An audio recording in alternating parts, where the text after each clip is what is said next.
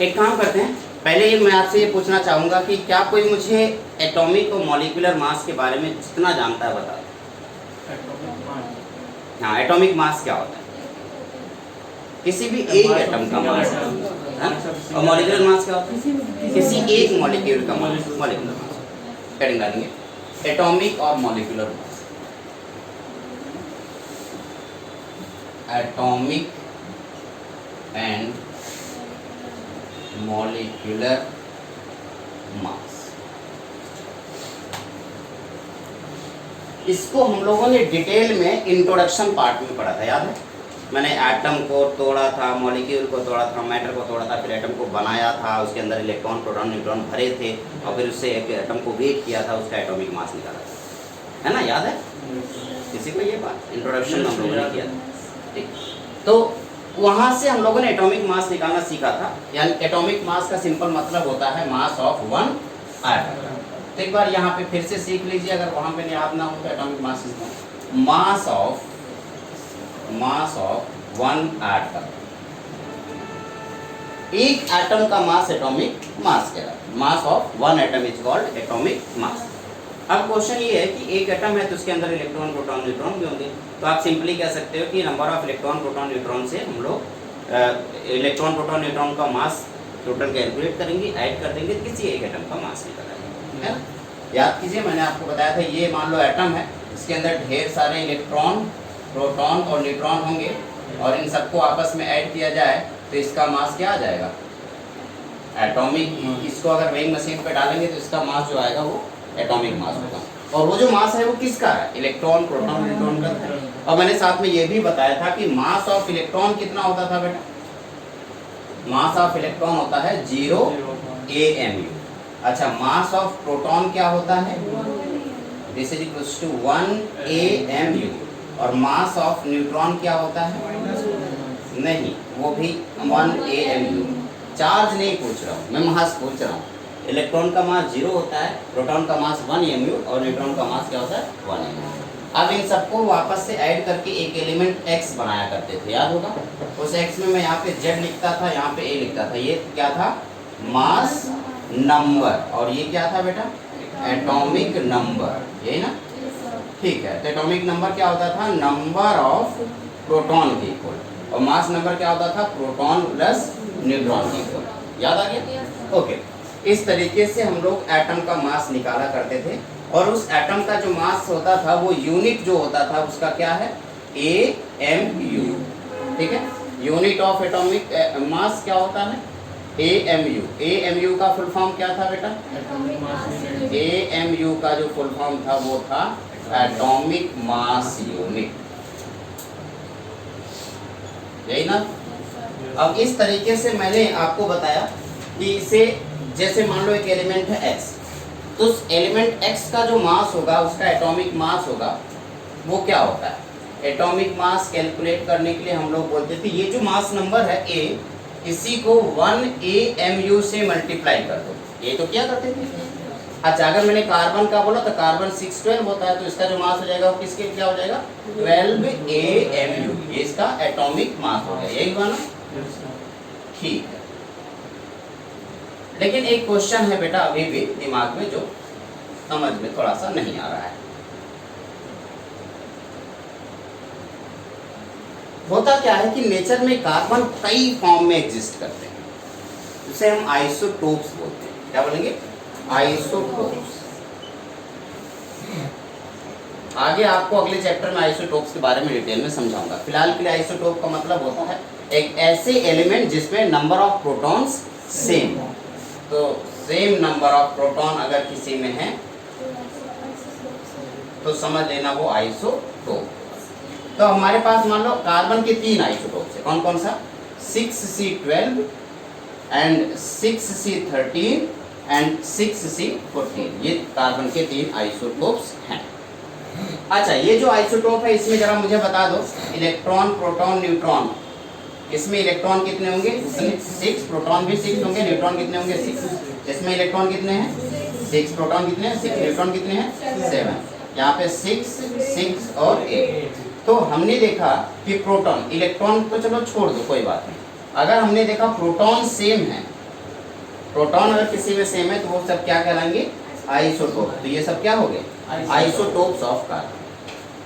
अब जब आइसोटोप्स की बात की जाएगी तो उस आइसोटोप्स का अपना एक इस नेचर में एक अबंडेंस होगा। अबंडेंस का मतलब एग्जिस्ट करने का परसेंटेज। हर एक आइसोटोप्स का अपना इस नेचर में एग्जिस्ट करने का एक परसेंटेज डिसाइड किया जाता है। तो मैं अगर आपसे कहूँ, मैं अगर सिंपल शब्दों में आपसे कहूँ कि जो C6C12 है वो आपका X% है, क्या है, X%। और 6C13 है मान लो आपका Y%, और 6C14 आपका है Z%। तो अगर 6C12 आपका X% है, 6C13 Y% और 6C14 आपका Z% है। एक्चुअली अगर देखा जाए तो सच में 98.9% आपका 12 होता है। 98.9 एक्चुअली 89% ये होता है आपका C612, इतना परसेंट। जब आप C613 की बात करते हैं होता है 1.1% होता है। और जो रिमेनिंग पार्ट आपका कार्बन 14 का बच गया वो होता है 2 × 10⁻10, बहुत कम। कितना हो गया, 2 × 10⁻10%। तो आप बताइए ये x की वैल्यू हमारे पास 98.89, y की वैल्यू क्या है 1.1 और z की वैल्यू कितने हैं 2.26। अगर ये आपस इन है तो कार्बन ही, कार्बन 3 अलग अलग फॉर्म में एग्जिस्ट कर रहा है।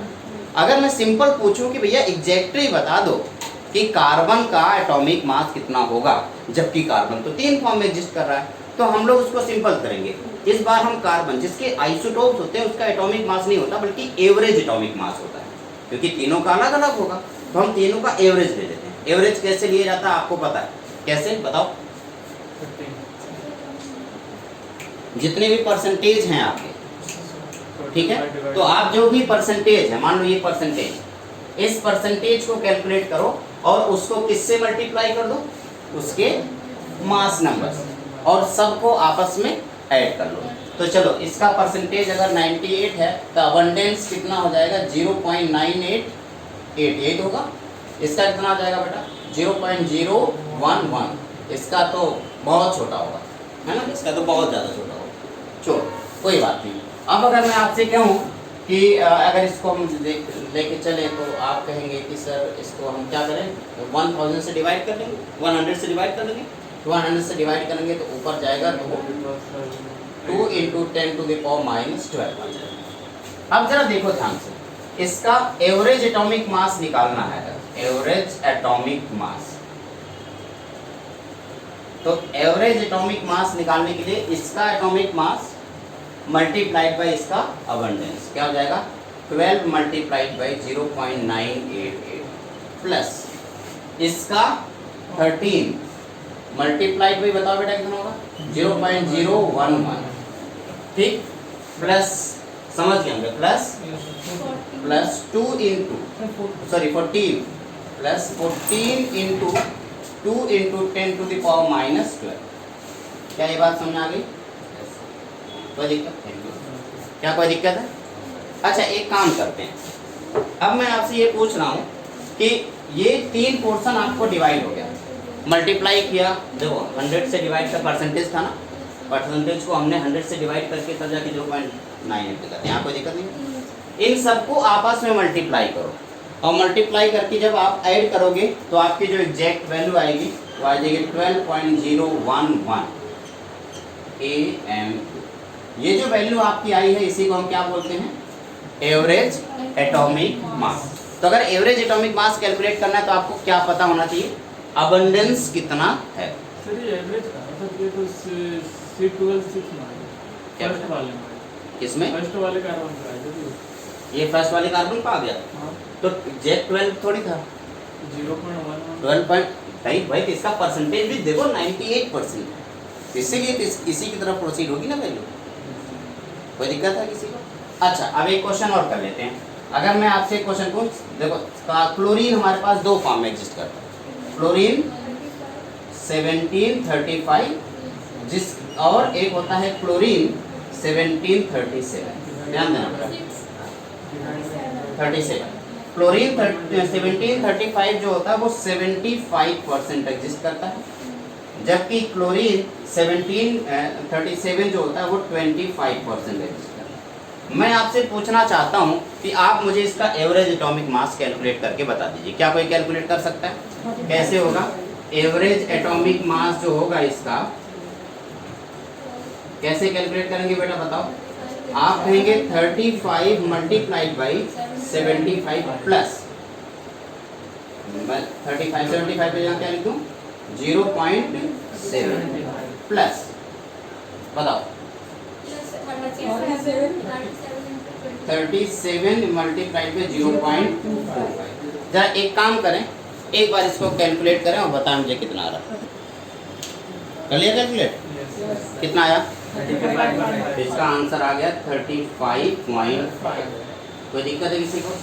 तो अब आप लोग एवरेज एटॉमिक मास निकाल सकते हैं। एक ट्रिक दे दूं क्या इसका? ठीक है, पहले आप इसको नोट करें, फिर जाके एक ट्रिक दे दूंगा।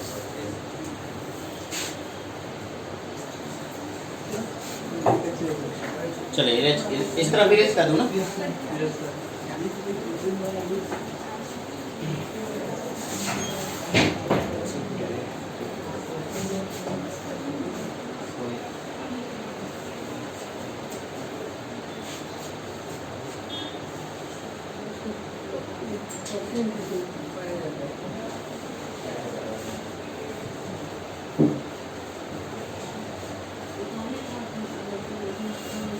देखो आपको एवरेज एटॉमिक मास कैलकुलेट करने का एक बेसिक सा ट्रिक ये है,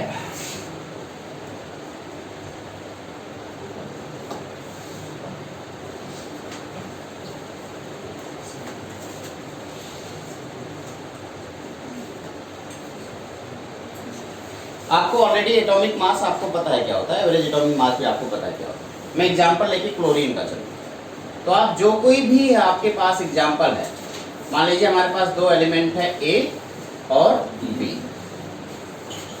इसका परसेंटेज है X% एग्जिस्ट करता है, जबकि ये Y% एग्जिस्ट करता है। मान लो इसका मॉलिक्यूलर मास है मैं यहाँ पे XY ले लूँ, नहीं XY तो ऑलरेडी लिख लूँ, KL नहीं यार AB ले लेंगे, चलो ठीक है, A है और B, ठीक है। इसका मॉलिक्यूलर मास मान लीजिए N1, और जबकि इसका मॉलिक्यूलर मास कितना है, एटॉमिक मास है, इसका एटॉमिक मास N1 है, इसका एटॉमिक मास N2। तो आपको सबसे पहला काम होगा इन दोनों के बीच का गैप देखना है कितना है, डिफरेंस देखना है इन दोनों का गैप कितना है। मान लो इन दोनों का गैप आपका आ गया K, मान लो इन दोनों का गैप आ गया K। तो आपको क्या करना है, इसके अंदर से K को सबट्रैक्ट करके इसके पास लिख देना। अब इसको समझने के लिए मैं एक तरीके से सीधे यार एग्जांपल ले लेता हूँ, ठीक है। मैं एक एग्जांपल ले लेता हूँ। Cl2 है मान लो मेरे पास, Cl2 का कितना होता है 1735, और दूसरा वाला क्लोरीन कितना है 1737। जरा बताओ इसका परसेंटेज कितना था 75%, जबकि इसका कितना है, उल्टा तो नहीं लिख दिया, ये 25%, क्वेश्चन ये दिया था, ये 25 था और ये अब उल्टा लिख दिया। अच्छा पहले क्या था, इसका 75% था और इसका 25, यही क्वेश्चन में दिया था ना। Okay good. तो अगर मैं आपसे कहूँ कि क्लोरीन का ये कितना परसेंट है 75 और ये कितना है 25, तो पहले इन दोनों के बीच का गैप बताओ कितना है, इन दोनों का गैप 2। कैलकुलेशन में वैसे तो आप 35 मल्टीप्लाइड बाई 0.75 करते प्लस 37 मल्टीप्लाइड बाई 0.2 करते और जो ऐड करते। यहाँ पे मैं बहुत ही सरल तरीका बता रहा हूँ, मैं कह रहा हूँ सिर्फ 2 का 75% बताओ कितना होता है, या 2 का 25% बताओ क्या होता है। 1 का 25% कितना होता है 0.25। हाँ तो 2 का 25% कितना हो गया 0.5। बात समझ आ गई। 2 का 25% कितना आया 0.5, बस इसमें ऐड कर दो। 2 का 25% जो भी आपने कैलकुलेट किया वो किस में ऐड कर दो, छोटे वाले में ऐड कर दो, तो कितना आ जाएगा 35 प्लस 0.5। बात समझ रहे। क्या करोगे फिर से देखो, जो इन दोनों का गैप है उसका छोटा वाला परसेंटेज निकालो, और उसके अपोजिट वाले में ऐड कर दो। कितना आसान है। 2 का 25%, फिर हो सकता है आप में से कोई मुझसे क्वेश्चन पूछे सर बड़ा वाला परसेंटेज क्यों नहीं निकाल रहे, उसका भी मर्जी है। इसका निकालिए, इसमें हाँ, निकालना आप अगर इसका इससे निकाल रहे हो तो किसमें, पड़ेगा। इससे घटाना इससे घटाना पड़ेगा, है ना। आपने 2 का 75% निकाला है तो 75% आ गया 1.5, आपको इसमें से सब्ट्रैक्ट करना होगा।